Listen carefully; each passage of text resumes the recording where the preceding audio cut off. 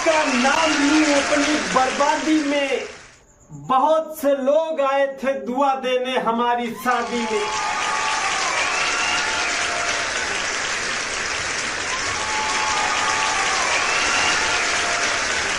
नमस्कार, प्रणाम। मैं मजाकिया शक्ति आप लोगों का अपने शो में हार्दिक स्वागत एवं अभिनंदन करता हूं।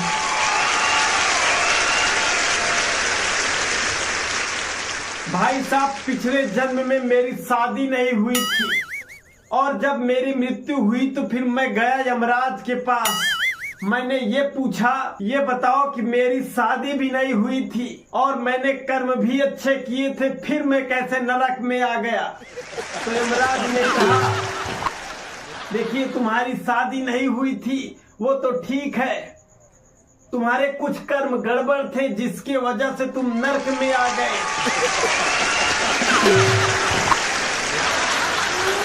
तो फिर मैं उसको बोला कि तुम भी तो नरक में ही हो, अगर तुम्हारे इतने अच्छे कर्म है तो फिर तुम क्यों नहीं स्वर्ग चले गए। भाई साहब, मुझको धीमी आंच पे तला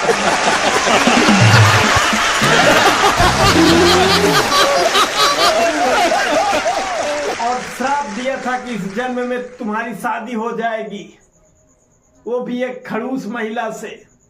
वही हुई है भाई।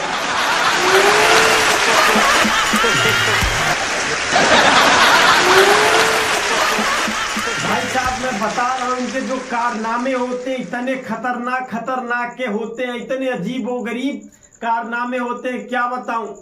आप रेस्टोरेंट में जाएंगे तो वहां लिखा रहेगा कि घर जैसे स्वाद का खाना यहाँ मिलता है, और अगर आप घर आइए तो ये लोग मोबाइल में सर्च करती मिलेंगी कि रेस्टोरेंट जैसा खाना घर में कैसे बनता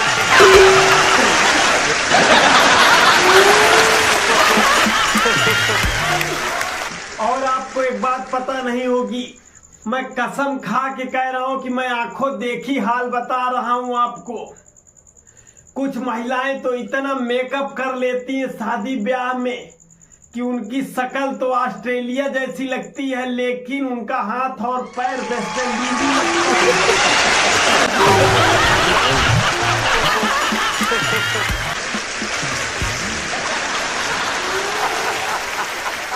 इतना ही नहीं भाई, अगर इनके बाल जो है घुंघराले होंगे तो ये सीधा करा लेंगी, अगर सीधा होगा तो घुंघराले करा लेंगी।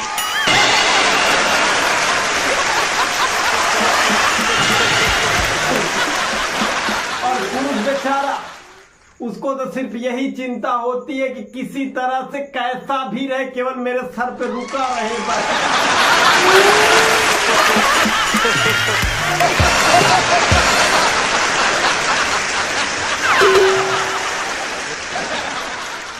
और आप हर एक महिला को सुनेंगे कि मेरा बाल झड़ रहा है, मेरा बाल सब टूट जा रहा है।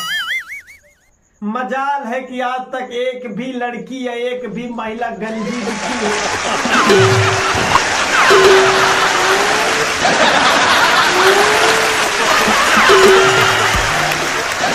और भाई साहब, जब से मोबाइल का जमाना आ गया है, मोबाइल में भी सबसे खतरनाक तब हो गया जब ये वीडियो कॉल का सिस्टम आ गया है। आप समझिए, प्यार मोहब्बत इतना ज्यादा बढ़ गया है कि क्या बताऊं। वीडियो कॉल चलता, उस पे रोना धोना, बाबू सोना, यही चलता रहता।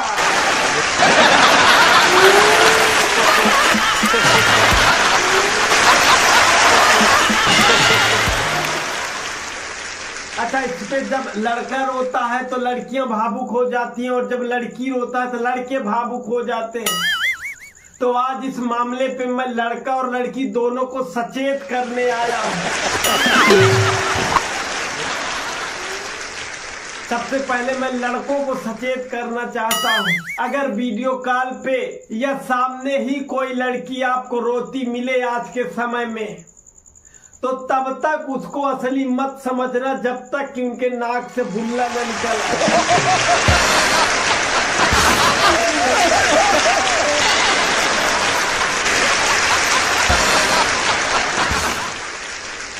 और इसके बाद मैं लड़कियों को सचेत करना चाहता हूं कि हे लड़कियों, अगर कोई लड़का तुम्हें खोने के डर से रो रहा है तो हमेशा यही समझिएगा कि ये एक्टिंग कर रहा है, क्योंकि वो चाह रहा होता है कि पीछा छूट जाए।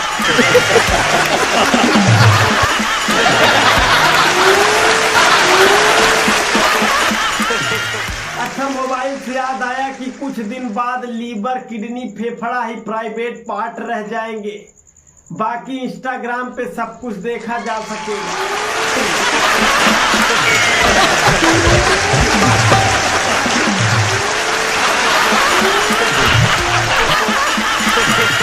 भाई साहब, यूं ही नहीं मेरी महिलाओं से लड़ाई रहती है, उसके पीछे बहुत बड़ा कारण है।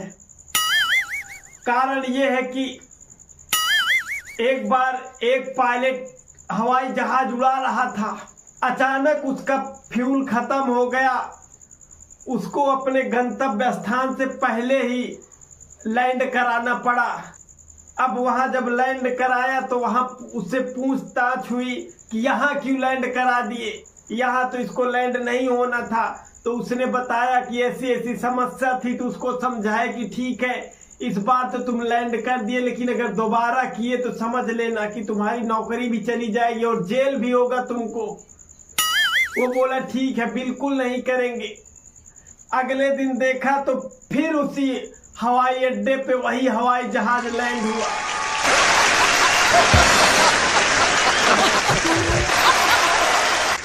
लेकिन इस बार एक महिला भी उस पे बैठी थी। तो फिर वहां उससे पूछा गया कि तुमको कल मैं समझाया था कि अब दोबारा ऐसी गलती मत करना, तो आज फिर तुमने कैसे कर दिया, अब तुमको जेल होगा। तो पायलट भाई साहब जो बोला ना, उसका दर्द सुन के आंसू आ जाएगा आपको भी। मैं तो 3 दिन तक रोया था।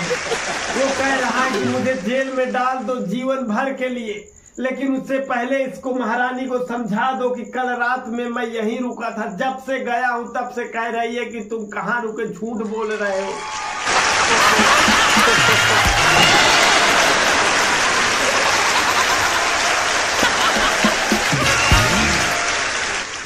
तुम मेरे सौतन के पास कहीं रुके रहे होंगे।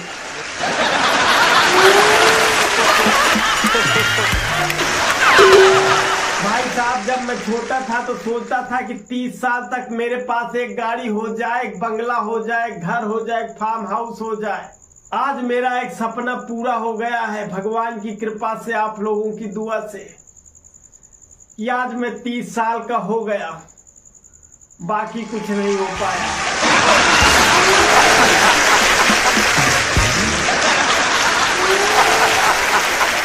और आशा भी नहीं।